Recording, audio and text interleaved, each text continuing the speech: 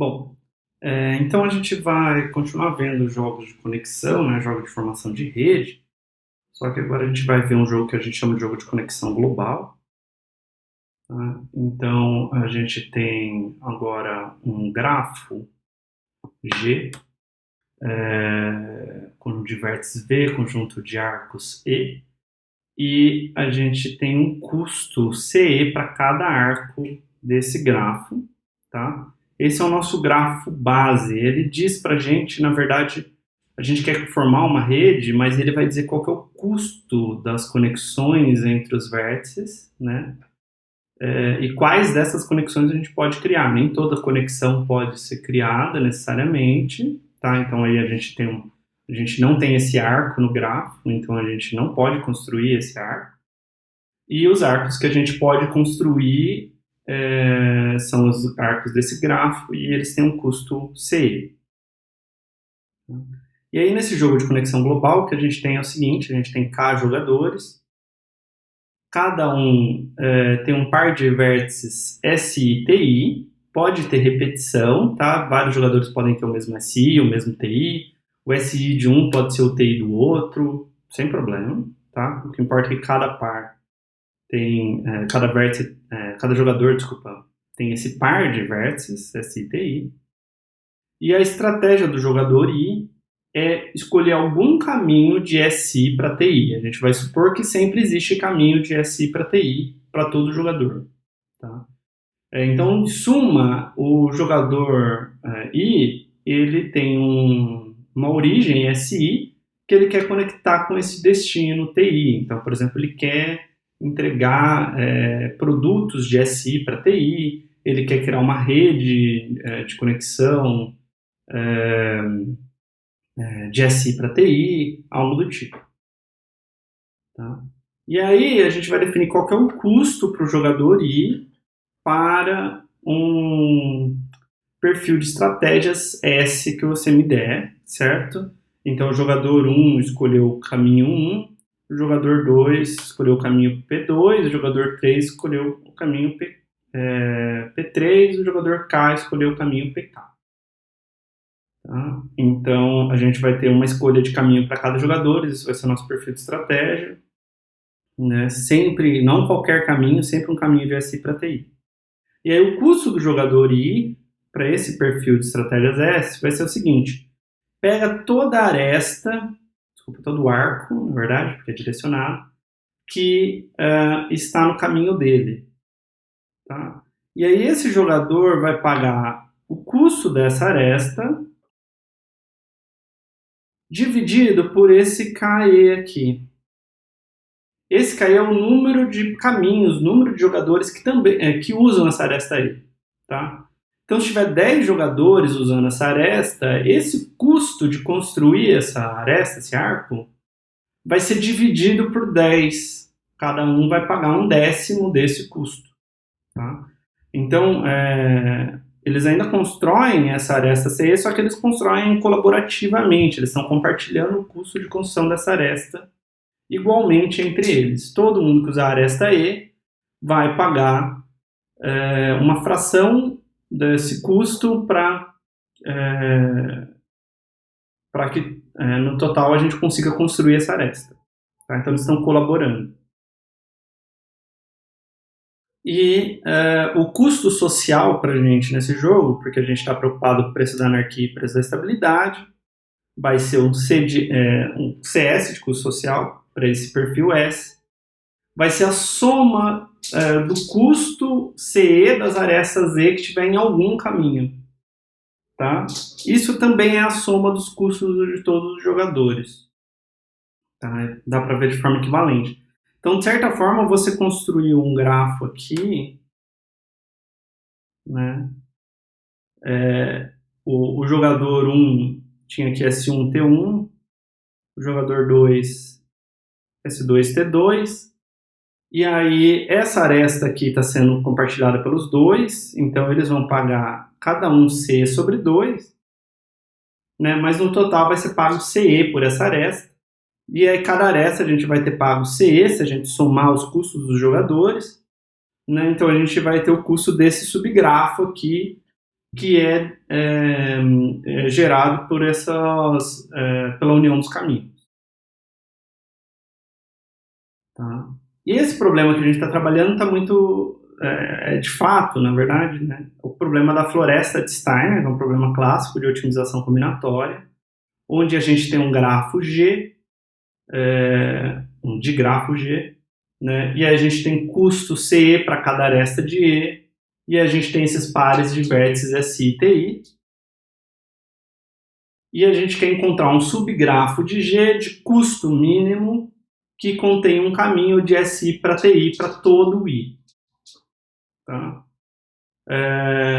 Então, esse é o problema NP difícil, mas é com ele que a gente vai comparar o custo dos equilíbrios, porque, na verdade, a solução ótima do problema da floresta de Steiner vai ser o perfil de estratégias que tem custo social mínimo. Tá? Então, o custo social ótimo do jogo é o custo da solução ótima do problema da floresta de Steiner correspondente. Tá? Então, a gente não sabe calcular esse custo social ótimo, né, em tempo polinomial, mas é com isso que a gente vai comparar. Então, um exemplo aqui, imagina que a gente tem K jogadores, todos com o mesmo S e o mesmo T, e o meu digrafo é um digrafo bem simples. Tá? Você tem uma aresta que vai por cima, que tem custo 1, e uma aresta que vai por baixo, que tem custo K. Tá? Então, a solução ótima aqui, para eu conectar S a T, é usar essa aresta de cima, esse arco de cima, né? Porque isso vai me dar um custo social de 1. Se eu conectar usando a parte de baixo, tem um custo social de K. Né? Ou seja, isso também é um equilíbrio. Se todos os jogadores estiverem indo por essa aresta aqui de cima, um jogador sozinho não quer trocar para baixo e pagar K, ao invés de pagar o que ele está pagando aqui, que é 1 sobre K. Né? Quando todo mundo está indo por cima, ele está pagando 1 sobre K. E se ele passar a vir por baixo, ele vai pagar K sozinho. Tá? Então, isso é um equilíbrio também. Então, a gente tem que o ótimo equilíbrio, o preço da estabilidade é 1. Outro equilíbrio é todo mundo vir por baixo. Porque se todo mundo vir por baixo, cada jogador paga K sobre K, que é igual a 1. E aí, mudar para ir por cima não melhora. Então, todo mundo está jogando uma resposta ótima, isso é um equilíbrio. Tá? Então, a gente tem que o preço da anarquia é K. Então, o que a gente acabou de ver é que o preço da anarquia desse jogo pode ser bem alto. Pode ser igual ao número de jogadores. Outro exemplo, um pouco mais complicado. A gente tem K jogadores e todos eles querem ir para o mesmo T, tá? Mas eles vão ter SIs diferentes. Então, a gente tem esse grafo aqui. Tá? Então, a gente tem, por exemplo, o jogador 1 está aqui, quer chegar em T, ele pode vir aqui por cima ou ele pode vir aqui por baixo. Tá? E assim por diante. O custo dessas arestas todas são 0. O custo dessa aresta aqui é 1 mais epsilon. E o custo dessas arestas aqui é 1 meio, 1 terço, 1 quarto, até 1 sobre K. Tá? O ótimo é todos os jogadores saírem de SI, ir para S e aí depois ir por T. Porque aí eles vão pagar... a gente vai ter um custo de 0 para construir essas arestas, esses arcos, e aí 1 mais epsilon para construir esse arco aqui. Tá? Se alguns jogadores estiverem indo para cá e alguns por aqui, já vai ficar mais caro. Estou supondo que esse epsilon é menor do que esse 1 sobre K. Epsilon é bem pequeno. Tá? Se todos eles estiverem indo para cá, também é bem caro. Né? Já está pagando 3 meios ou mais. Né? Tá? Mas só que todo mundo indo por baixo aqui não é um equilíbrio, né? Quanto que eles estão pagando? Cada um está pagando 1 mais epsilon dividido por k, porque essa é a única, essas arestas aqui tem custo zero, né? E essa aresta do 1 mais epsilon tem k jogadores passando por ela, então o custo dela para cada jogador vai ser 1 mais epsilon sobre k, né? Então, eles estão pagando aqui 1 mais epsilon sobre k, só que o jogador k olha e fala assim, bom, se eu for por aqui, eu pago 1 sobre k, e não 1 mais epsilon sobre k. Tá? Então, isso não é um equilíbrio. E, de forma análoga, a gente... a mesma coisa valeria, por exemplo, se o k fosse por aqui, mais 1 sobre k menos 1, e todos os outros fossem por aqui. Tá? Então, dá para você concluir que o único equilíbrio é todo mundo ir diretamente para T, né? O único equilíbrio é todo mundo indo por aqui. E então isso é o único equilíbrio. E aí o custo social desse equilíbrio é somar 1 mais meio, mais 1/3, até 1 sobre k. Então é somatório de i igual a 1 até k de 1 sobre i, né? Isso daqui é o que a gente chama de késimo número harmônico, que é muito próximo de log k, tá? É aproximadamente log k isso daqui.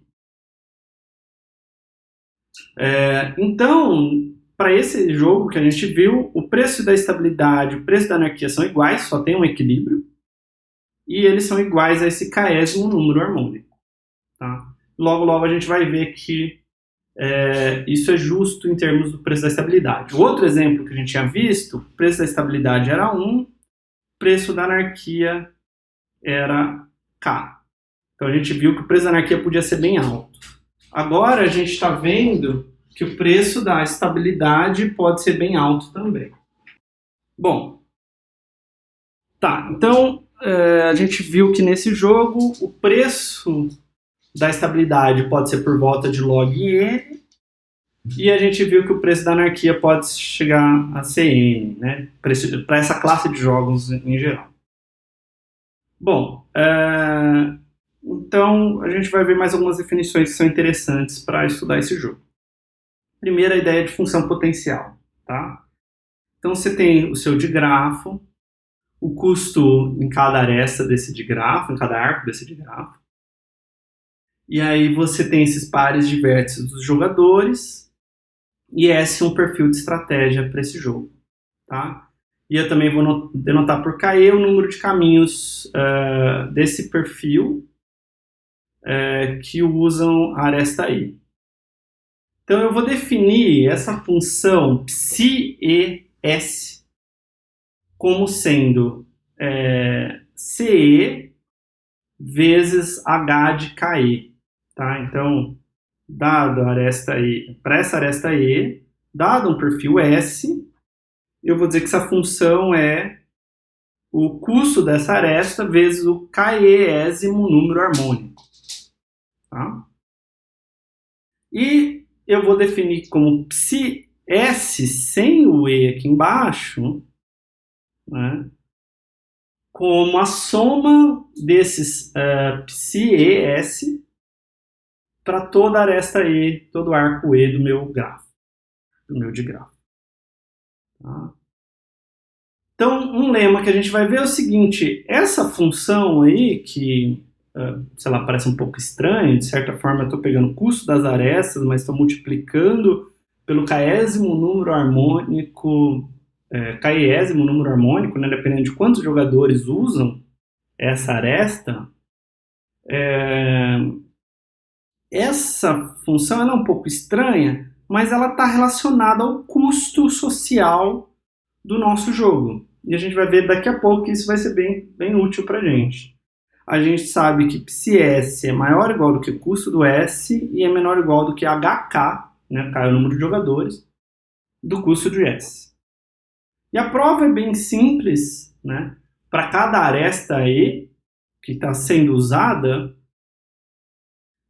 a gente tem que, como tem pelo menos um jogador usando, o psi de S é maior ou igual do que CE, e o psi de S é menor ou igual do que, como é igual a isso, a gente sabe que H de KE é menor ou igual do que H de K, porque KE é uma quantidade de jogadores, né? K é o máximo de jogadores que a gente tem.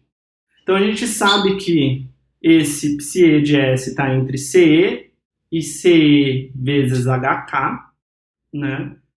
Então, quando a gente soma todas as arestas, a gente vai ter alguma coisa que está entre a soma do custo de todas as arestas utilizadas, que é exatamente meu custo de S, e isso é o limitante inferior, e o limitante superior vai ser o custo de todas as arestas multiplicado por esse HK, né? Por isso que vai me dar essa expressão aqui. Daqui a pouco a gente vai usar esse lema para alguma coisa. Bom, então essa função psi que a gente estava definindo, que eu falei que era uma função potencial, na verdade vale uma propriedade muito interessante para a gente, tá? Em relação a essa função psi. O que acontece é que quando um jogador I troca de estratégia, né, de PI para PI linha, então a gente sai de um perfil S para esse perfil S' aqui, o quanto varia o delta dessa função potencial psi é exatamente a variação do custo do jogador I. Tá? Isso para todo jogador I, para qualquer jogador I. Qualquer jogador I que você pegar e ele mudar de estratégia, a variação no custo dele, positiva ou negativa, é a mesma variação que você observa na função potencial psi. Tá? Então, quando a gente tem uma função potencial com essa propriedade, que sempre que o jogador muda de estratégia, a variação do custo dele é exatamente a variação do potencial, a gente diz que é uma função potencial exata. Tá? Existem outras versões de função potencial, mas a gente vai focar só na exata. Similarmente, a gente pode ter isso daqui num jogo, tá? Note que aqui você tem que inverter o S' com S, porque a gente está indo de custo para utilidade, né? Então a gente sabe que utilidade é menos o custo, né? Então, se você quiser pegar essa fórmula aqui e trocar o custo de I de S para a utilidade de I, você tem que colocar a utilidade I do S. E aqui você tem que colocar a utilidade do I para o S'. Tá? Então, se o seu jogo for um jogo de utilidade, não de custo, né, você tem que, por a sua função potencial, que é alguma função que você definiu a partir do seu perfil, você tem que ter essa propriedade. Tá? Então, vamos ver a prova desse lema. Né? Então, o jogador I trocou de caminho. Né? Então, quando ele estava vindo de SI para TI por um caminho, e aí ele está indo agora por outro caminho, certo? Ele pode ser que tenha algumas arestas que ele use igual do outro caminho, arestas que são novas, quando ele está fazendo esse caminho, tá? Então, imagina que você tem uma aresta aí que ele estava utilizando e que ele parou de utilizar. Então, ela está em PI, mas ela não está nesse PI'. Tá? Então, quanto variou o potencial da aresta, né? Você tinha que psi, deixa eu ver se eu desenho psi, E de S era o que? Era CE vezes H de KE, né? Que é igual a somatório, CE vezes somatório de I igual a 1 até KE de 1 sobre I, né? Então, quando você deixa de usar essa aresta, né, se eu posso escrever isso daqui dessa forma, ó, somatório de igual a 1 até KE menos 1, de 1 sobre I, mais o último termo, que é 1 sobre CE dividido por KE, né? Tá? Agora, isso daqui é um novo potencial dessa aresta, né? Porque isso é CE vezes esse termo aqui é CE vezes H de KE menos 1, né? E a gente sabe que em S' tem um jogador a menos usando essa aresta. Todo mundo ficou igual, exceto o jogador I, que trocou de caminho e parou de usar a aresta E. Então, o número de pessoas que usavam a aresta E caiu de 1, né? Então, esse número aqui a gente sabe que é CE vezes H de KE menos 1, e esse número aqui a gente sabe que é CE de HKE, né? Então eu consigo escrever essa igualdade descontando esse termo aqui, que foi esse termo que eu tirei aqui do somatório. Tá? Então eu tenho que descontar esse termo para obter a igualdade, né? E o jogador I, ao mudar de caminho, ele está pagando por várias arestas novas, certo? Mas ele deixou de pagar pela essa aresta E. Então o custo dele referente a essa aresta caiu, né? E caiu de quanto? Ele pagava por CE dividido por KE por essa aresta. Tá? Então, o custo dele diminuiu de CE vezes KE e o potencial em relação a essa aresta diminuiu de CE sobre KE. Bom, mas nem todo tem arestas que ele deixou de pagar, né? Porque ele não está usando mais essa aresta, mas agora tem arestas que ele está usando novas, tá? Então vamos olhar a aresta que está no PI', está no caminho novo, mas não estava nesse caminho antigo, tá?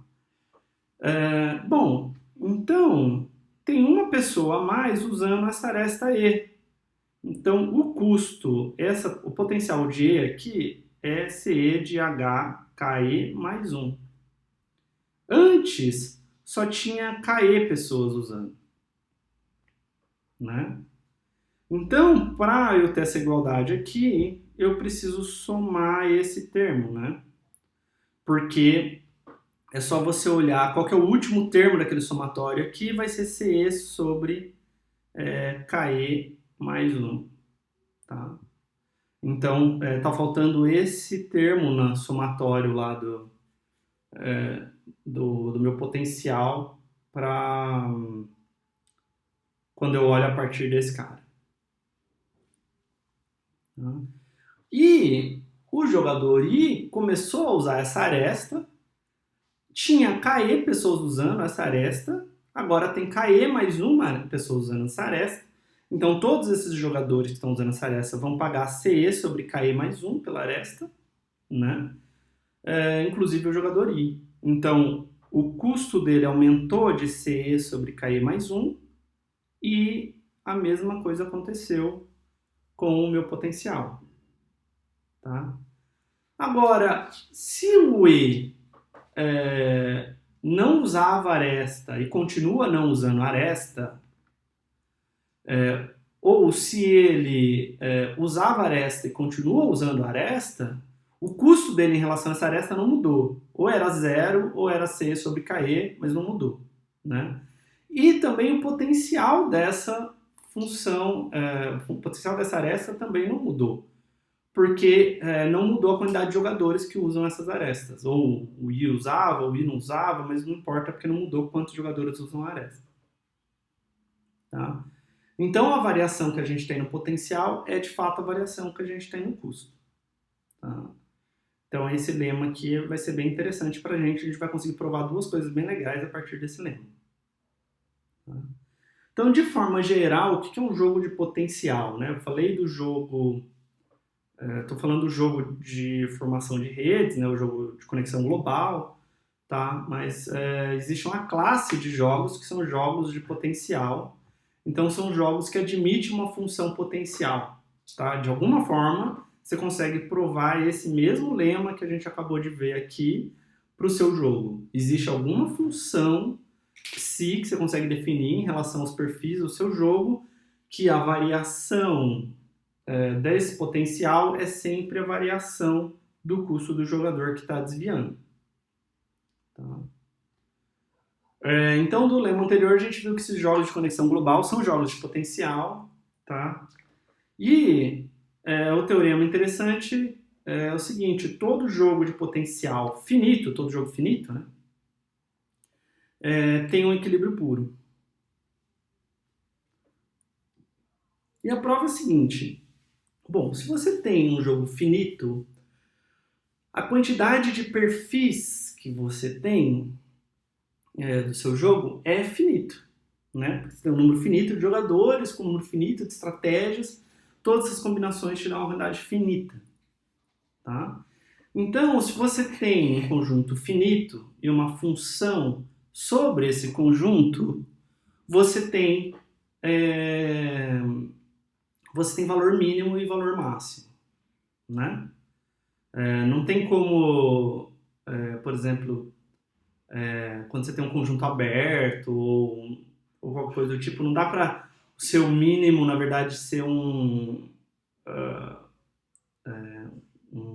ínfimo. Você tem que ter um mínimo aqui, porque o jogo é finito, tá? Então existe algum S, lista todos os S, digamos, calcula φ de S para cada um desses S e algum deles vai dar um menor valor. Pode até ter empate, não me importa.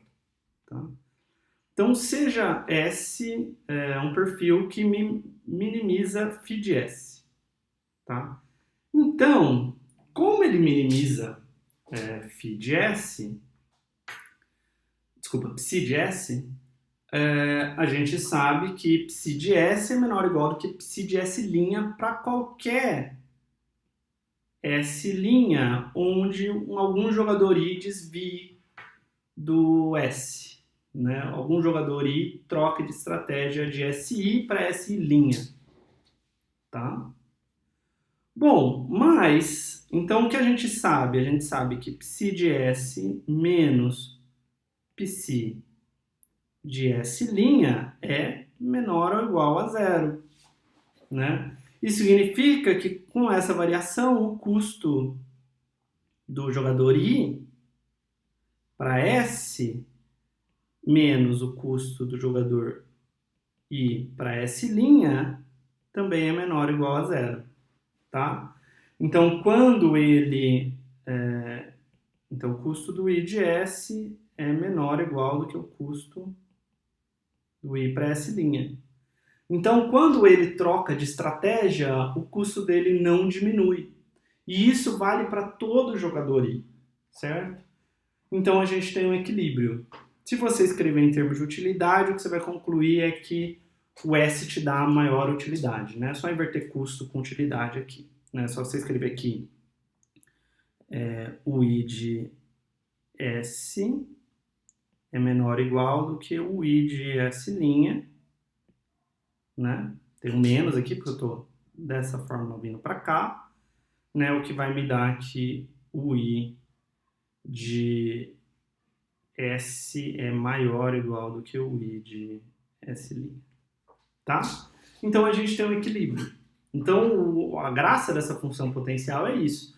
Como qualquer desvio de qualquer jogador é refletido também na função potencial, né? A gente tem que o mínimo da função potencial tem que ser um equilíbrio.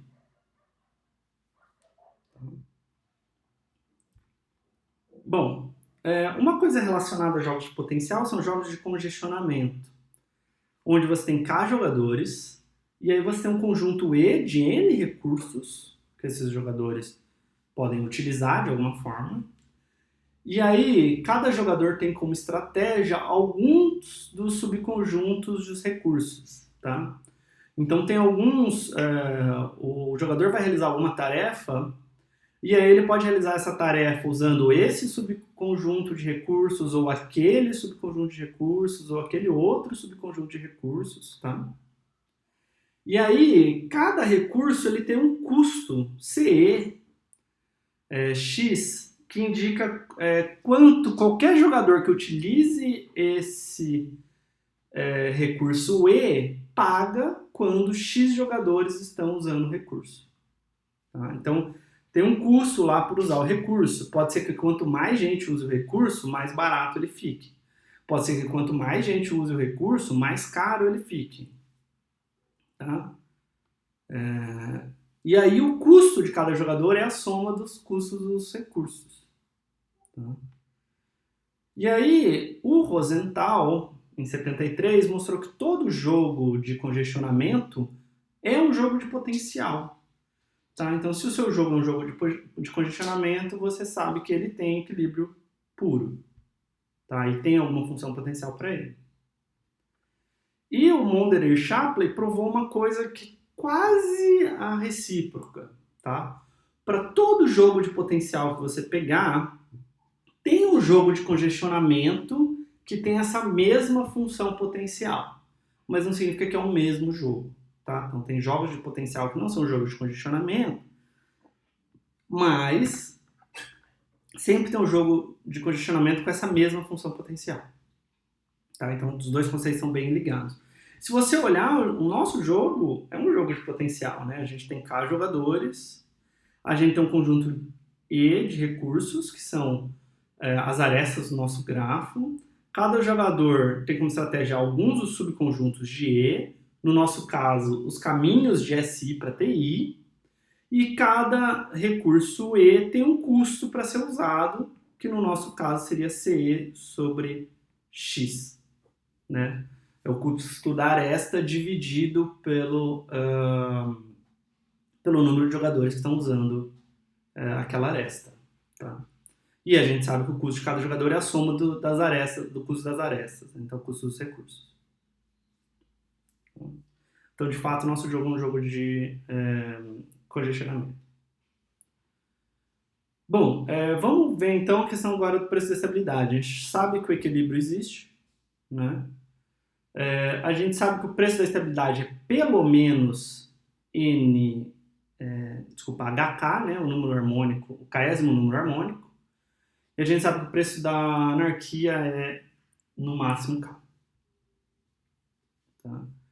Então, tem um teorema que serve para qualquer jogo de potencial, que é o seguinte: se você conseguir provar uma relação essas duas igualdades em relação à sua função potencial, né, que ela é sempre maior ou igual do que o custo do seu jogo dividido por algum número A, e ela é sempre maior ou igual do que B vezes o custo do seu jogo, né, o custo do perfil, para qualquer S, então qualquer S, o potencial é limitado por B vezes o custo desse S, o custo social desse S por cima, e por baixo o custo social desse S dividido por A, então a gente sabe que o preço da estabilidade desse jogo é menor ou igual do que A vezes B.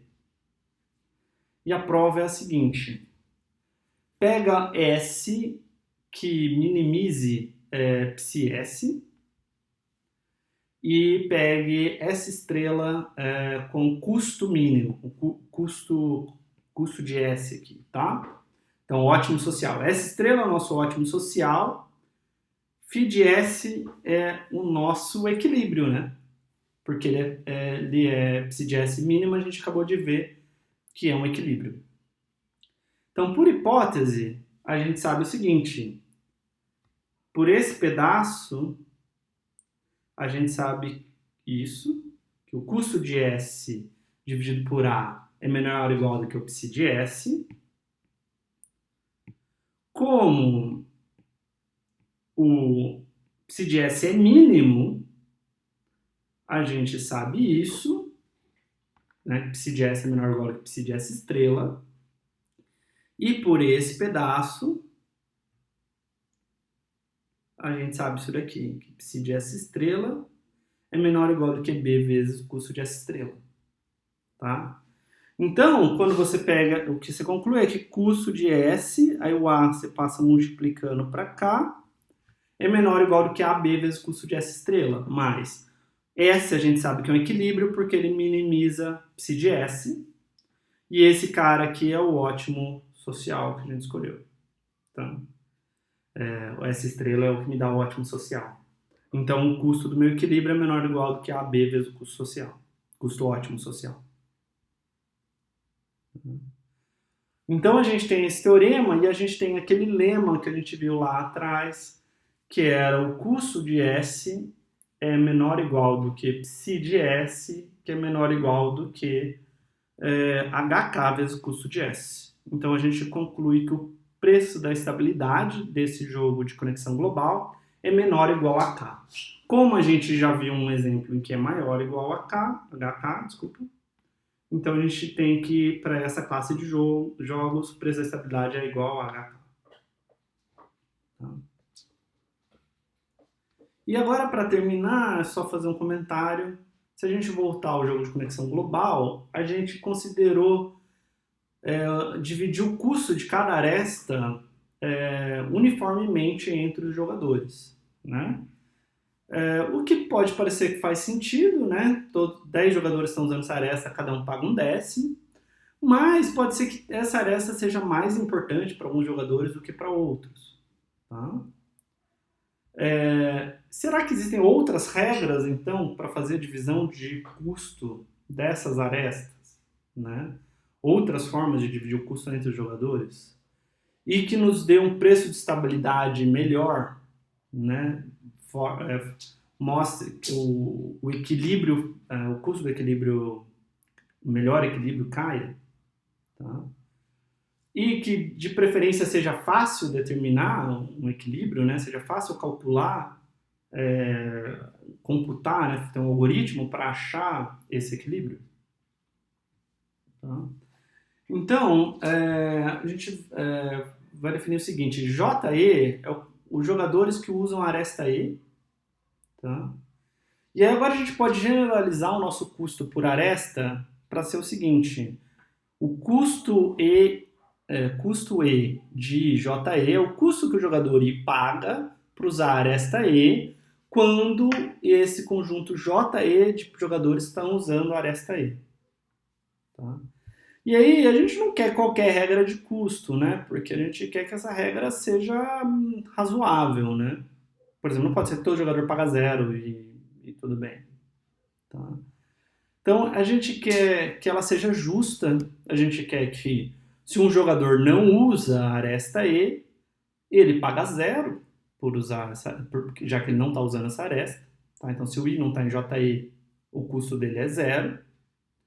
E a gente quer o que a gente chama de orçamento balanceado. A gente quer, quando a gente somar o custo de cada jogador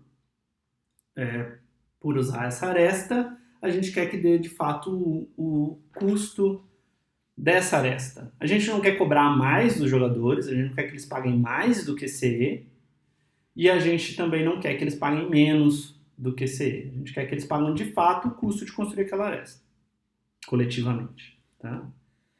Uma coisa, um conceito que tem é o conceito de esquema de divisão indiferente. Tá? Que é o seguinte, é quando o custo de uma aresta depende só do custo de construção da aresta e do qual é o conjunto de jogadores que está usando essa aresta. Tá? Então, ela não depende de informações globais, não depende de qual é o grafo, qual é a estrutura do grafo, qual é o custo de outras arestas. Tá? Então, o custo de uma aresta para o jogador I só depende do custo de construção e de quem está jogando. Não de, por exemplo, a próxima aresta, arestas próximas, qualquer coisa do tipo, tá? Que poderia influenciar essa função de custo. Tá? E aí o teorema que existe é o seguinte: tem um esquema de divisão de custo que não é indiferente, tá? Não segue isso daqui. em que o jogo de conexão global, quando todos os jogadores querem ir para o mesmo destino, tem preço da anarquia, no máximo 2. Tá? Se alguém tiver curiosidade de ver, a prova está no livro, tá? E tem a ver com o algoritmo de Prim. Tá?